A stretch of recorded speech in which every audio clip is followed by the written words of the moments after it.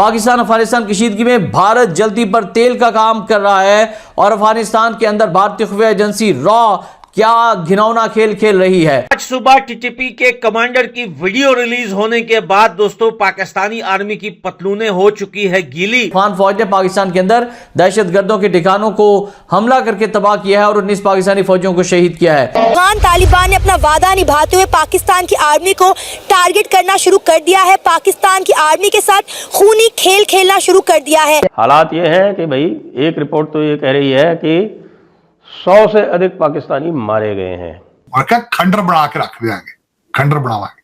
उन्होंने कहा तुम्हारे पास तो ऊपर से उड़ते हो ना, अब 16 लेके अंदर घरों में घुस जाएंगे तुम्हारे। ये जगह उन्होंने दोबारा अफगानिस्तान, जितने पाकिस्तान दुश्मन ताकतें होंगी उनको उन्होंने लीज पे देना है अफगानिस्तान। अफगान तालिबान ने पूरी दुनिया में ऑफिशियली अनाउंस करके पाकिस्तान पर एक बहुत बड़ा हमला किया है।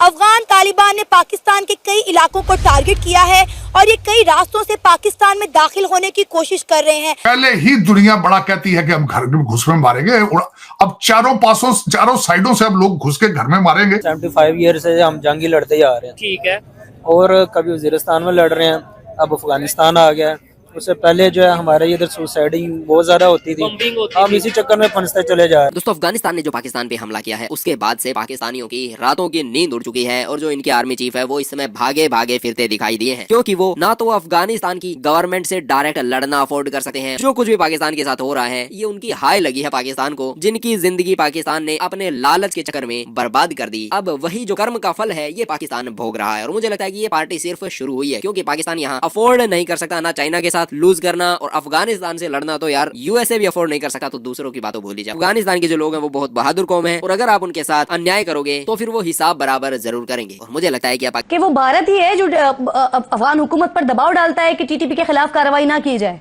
जितने ये टीटीपी के जितने लोग हैं उनको इंडिया के कहने पे ऊपर पासेस प्रोवाइड किए हैं और उन पासेस के तहत they can move to India without obtaining any visa and they can move inside Pakistan carrying the weapon along with. फिर उसके बाद आपने देखा पाकिस्तान के अंदर जितने हमले हुए हैं उन तमाम के अंदर अमेरिकन असला इस्तेमाल हुआ है। पहले ये हमले अफगान तालिबान दिन में दूर से रह के किया करते थे, अब जितने अटैक्स हमारी पोस्टों पे हो रहे हैं, जितने अटैक्स कैंप्स पे हो रहे हैं वो रात के अंधेरे में हो रहे हैं, क्योंकि वो थर्मल और नाइट विजन इक्विपमेंट और तमाम हथियार जो अमेरिकन छोड़ के गए थे अफगानिस्तान के अंदर जानबूझ के, ताकि ये दहशतगर्द ग्रुपों के हवाले हो और उनको पता। तो सर जब ये वाज़ेह है कि भारत और टीटीपी मिलकर पाकिस्तान में इंसर्जेंसी कर रहे हैं या पाकिस्तान में दहशतगर्दी कर रहे हैं, तो क्या पाकिस्तान के पास इसके अलावा फिर कोई ऑप्शन नहीं बचता कि फिर अपने दुश्मनों को खुद टारगेट किया जाए, खुद उन पर स्ट्राइक की जाए?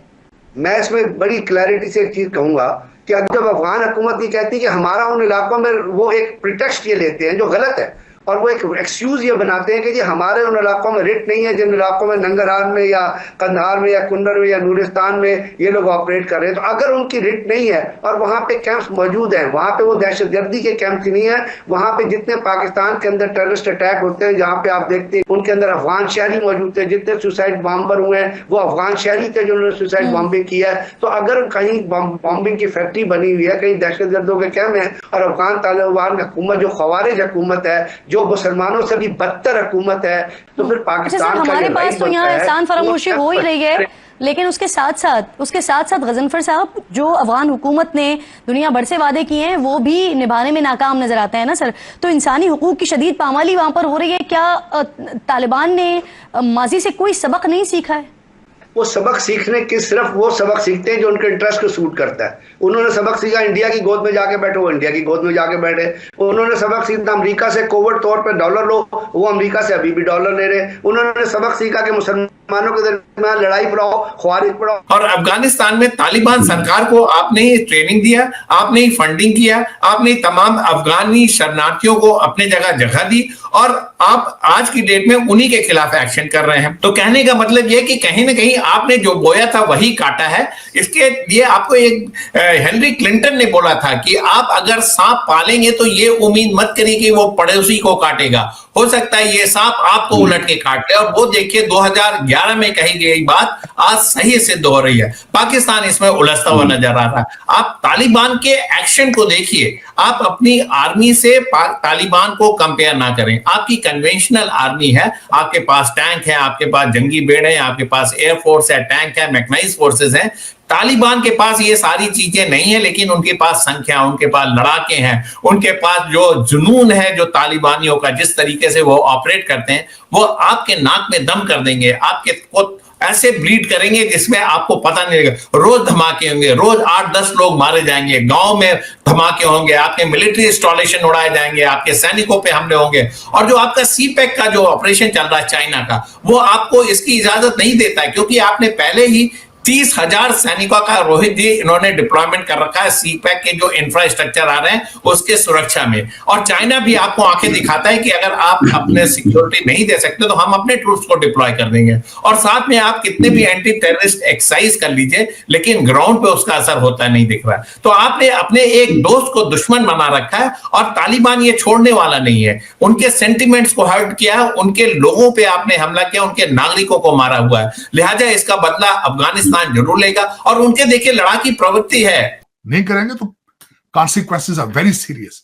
आपको चीमा साहब, इसमें मैं बता रहा हूं, ये पूरी अमाजगाह बनेगी। पाकिस्तान दुश्मन जितने लोग हैं सारे दोबारा तालिबान उनको, Taliban will bring them here for you to make money out of them. कारोबार, एक नया कारोबार शुरू करें। अफगानियों के साथ आप पहले किस तरह चलते थे?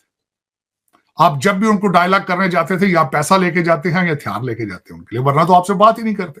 उनके लिए कोई हथियार या पैसा को दूसरी पावर लेकर आ जाएगी तो फिर उनके साथ वो काम करेंगे, फिर आप क्या करेंगे? वो तो मनी हंग्री पीपल है। वो तो 60-60, 17-17 साल का, 15-15 साल की बच्चियों से 4-4 शादियां करके बैठे होते हैं।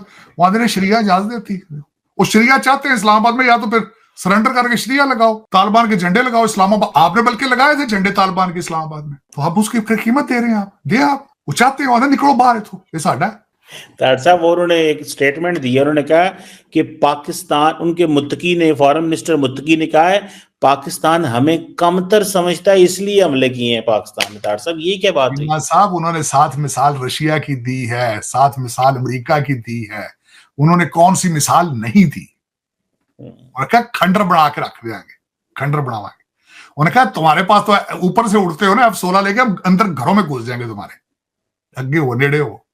अगर ये मैसेज नहीं जाता कि we are here to protect Pakistan, we are here and we will do it at any cost, you stop it and this is the last warning. फिर हमले करेंगे बार बार, और यहां पे सारे इकट्ठे होंगे एंटी पाकिस्तान एलिमेंट्स अफगानिस्तान के अंदर। Be ready for that. और अंदर से ये सपोर्ट देंगे और बाहर से वो हमले करेंगे, और उसके बाद ये रूटीन बनेगी। फिर आप रूटीन बन जाए, जिस तरह पहले होता था कि हर गली चौक के अंदर वो बम मारते थे आके, हर गली चौक के अंदर। अमीर आदमी नहीं मरेंगे, इस्लामाबाद वालों को चाहिए वो ना परेशान हो, उनके बच्चे ठीक रहेंगे। चौकों में लोगों पाकिस्तानी मरेंगे। वो आके मारते भी थे पब्लिक में, आके राजा बाजार आके बम मार छड़े 2-4, उधर 100 मार गया, उधर 100 मार गया। अब तो लोग अखबार में पढ़ना भी छोड़ गए थे, पहले जो हालत थी। आप इस्लामाबाद F8 चौक के अंदर मेरे बच्चे जाते थे चीमा साहब, उस वक्त हर साल गर्मियों में F8 कचहरी के अंदर बम मारा था। मैं I can not forget it. वो फिर उसी दौर में आप चले जाएंगे, और ये आज उसकी बिगिनिंग है। But you have to retaliate, you have to answer it.